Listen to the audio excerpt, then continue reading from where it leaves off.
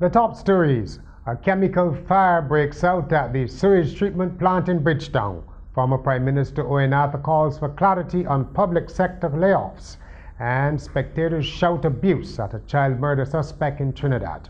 Welcome to Nation News for Tuesday, December the 17th, 2013. I'm Bertram Niles. You want your loved ones around to celebrate, especially those living far. And with Digicel Top-Up, Dad can help you bring life to the party and be part of the celebration. Ask him to send you Digicel Minutes. Receive free instant additional credit. Stay connected here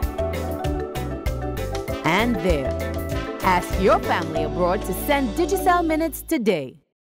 This was the scene this afternoon when a fire broke out at the Barbados Water Authority Wastewater Treatment Plant in Lakes Folly, the city.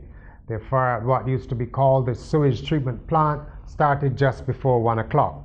Emergency officials ordered the evacuation of residents of surrounding areas because of the thick black smoke coming from the burning building.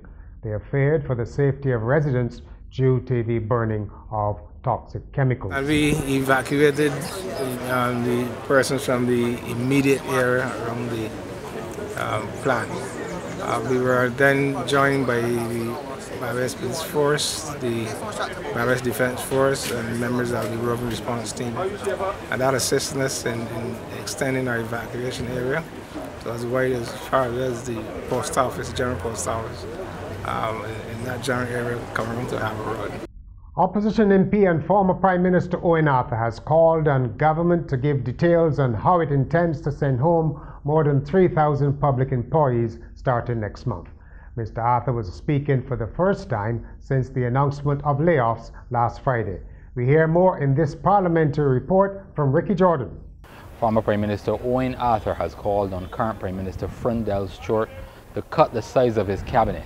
He says that the 3,000 people who are due to be laid off should not have to carry the full burden of what he can see is a calamity in the economy.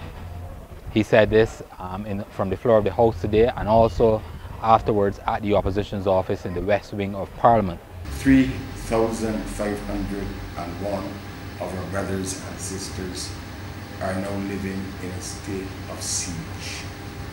Their lives have been put in a state of contingency.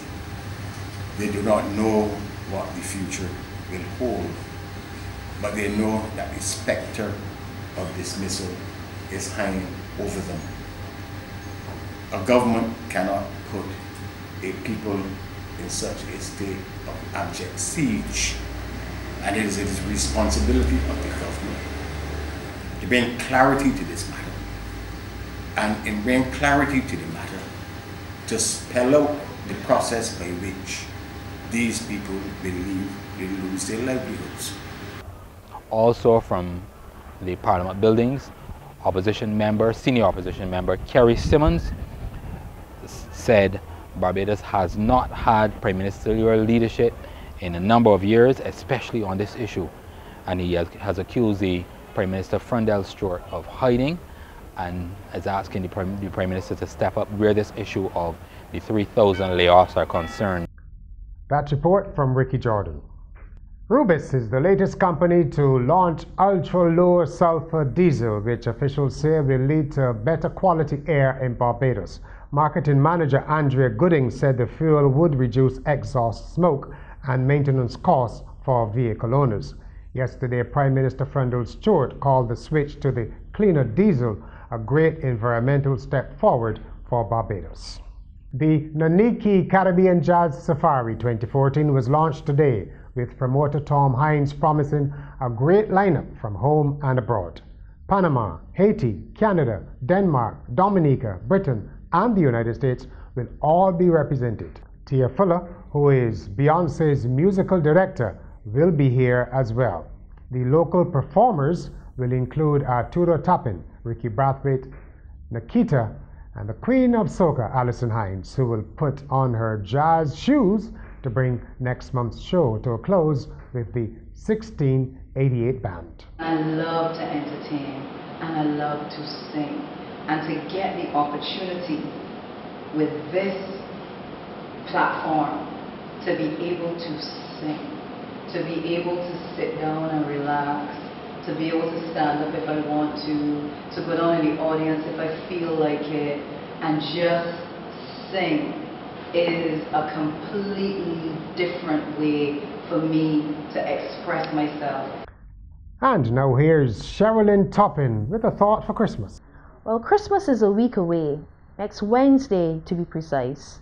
The following day is a public holiday, by which time some of us will be tired from the overeating and drinking. Then the focus will shift to Old Year's Night, or New Year's Eve as our friends up north would say. It will be about what dress and shoes the women want to wear. For some, it will be going to a house party or dinner and dance. Others will be going to church. But whatever we do, we all look forward to ushering in the year 2014. There's no need for predictions. We already know it will be a time of economic uncertainty. In the circumstances, enjoy Christmas and New Year's, but use your few cents very wisely. We have to face a tough tomorrow. At Courts, every day we bring affordability, convenience, innovation, and style to over 1 million customers in 11 countries. From homes to communities, we are proud to make a difference in the lives of many across the region. Courts, bringing value home. In Caribbean news, media reports from St. Lucia say 2 brothers have died in an early morning vehicle accident.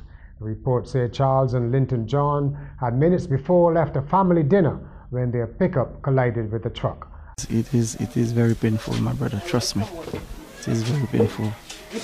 I don't know how can I cope with that, because it's very, very painful. To lose 2 of your brothers, it's hard, trust me, it is.